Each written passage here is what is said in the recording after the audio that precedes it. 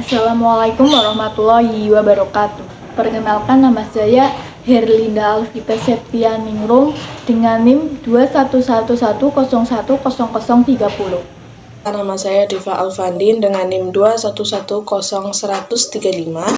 Perkenalkan, nama saya Zara Septora Dewi, Prodi Keperawatan D3, NIM 2110100005. Di sini saya akan menjelaskan Islam sebagai way of life. Poin pertama yaitu pengertian, tujuan, dan fungsi.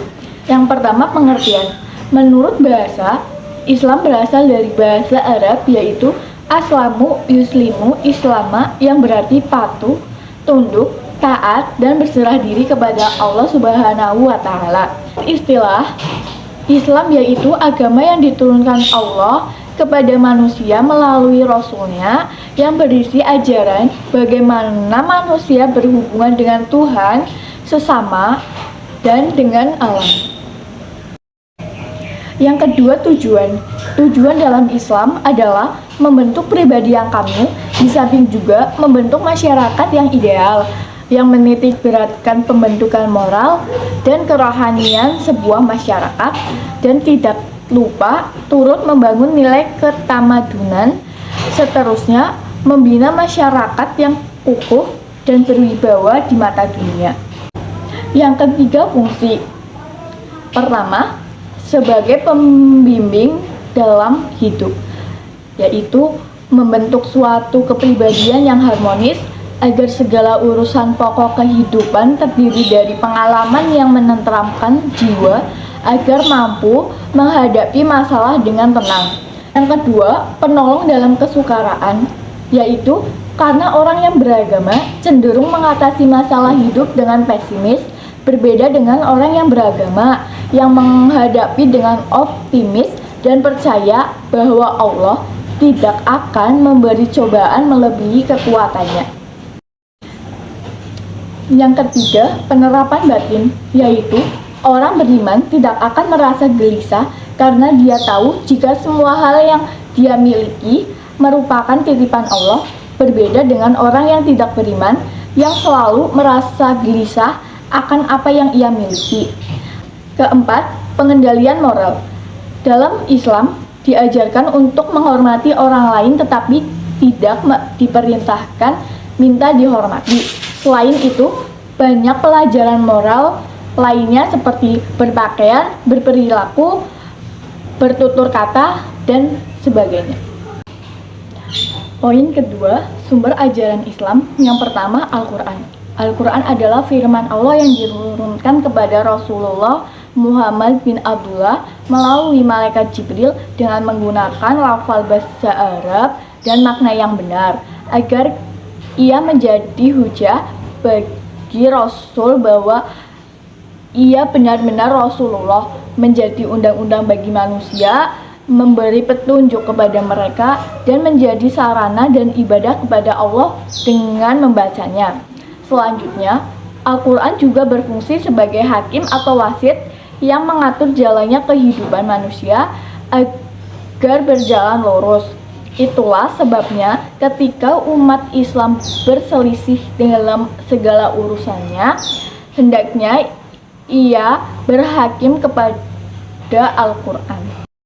Yang kedua, as-sunnah. Menurut bahasa, as-sunnah artinya jalan hidup yang dibiasakan. Terkadang jalan tersebut ada yang baik dan ada pula yang buruk, yaitu segala sesuatu yang didasarkan kepada Nabi Muhammad SAW, baik dalam bentuk ucapan, perbuatan, maupun ketetapan. Pengertian ini didasarkan pada pandangan mereka terhadap Nabi sebagai suri tauladan yang baik bagi manusia.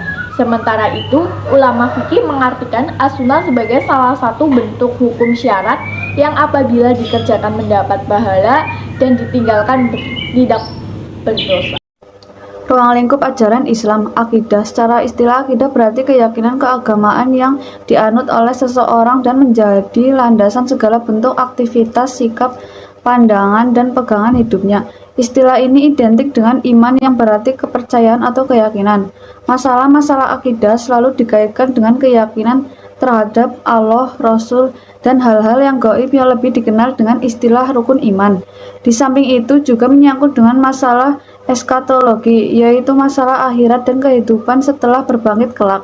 Keterkaitan dengan keyakinan dan keimanan, maka muncul arkanul iman, yakni iman kepada Allah, malaikat, kitab, rasul, hari akhir, qada dan qadar. B. Syariah. Syariah adalah sistem hukum yang didasari Al-Quran, As-Sunnah atau ijtihad. Seorang pemeluk agama Islam berkewajiban menjalankan ketentuan ini sebagai konsekuensi dari keislamannya. Menjalankan syariat berarti melaksanakan ibadah.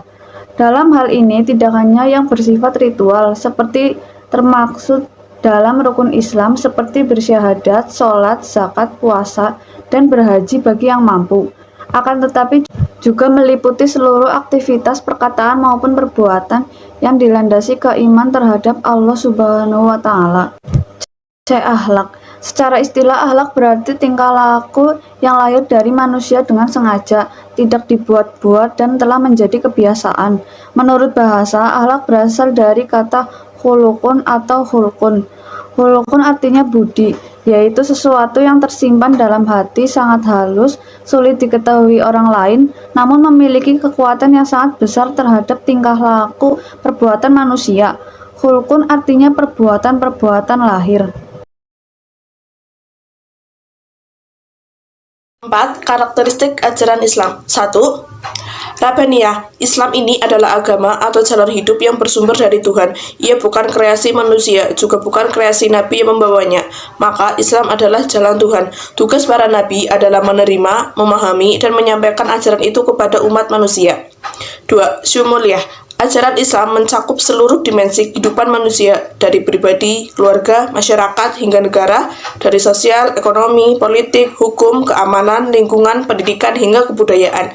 3. Insaniyah. Ajaran Islam mendudukan manusia pada posisi kunci dalam struktur kehidupan ini. Manusia adalah pelaku yang diberi tanggung jawab dan wewenang untuk mengimplementasikan kehendak-kehendak Allah Subhanahu wa Ta'ala di muka bumi ini, atau khalifah. 4. Sabat. Islam membawa ajaran yang berisi hakikat-hakikat yang besar yang bersifat tetap dan permanen dan tidak akan pernah berubah dalam semua ruang dan waktu. Hakikat-hakikat itu melampaui batas-batas ruang dan waktu serta bersifat abadi, serta hakikat abadi tentang wujud dan keesaan Allah. Hakikat penyembahan kepada Allah, hakikat alam sebagai ciptaan dan wadah fisik bagi kehidupan kita, hakikat manusia sebagai makhluk yang paling terhormat karena misi khalifahnya, hakikat iman kepada Allah.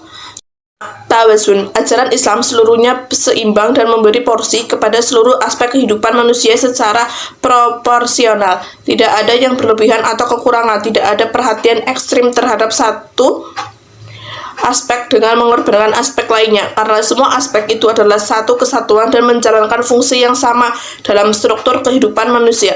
Ada keseimbangan antara bagian-bagian yang bersifat fisik, zahir, dan metafisik atau gaib dalam keimanan.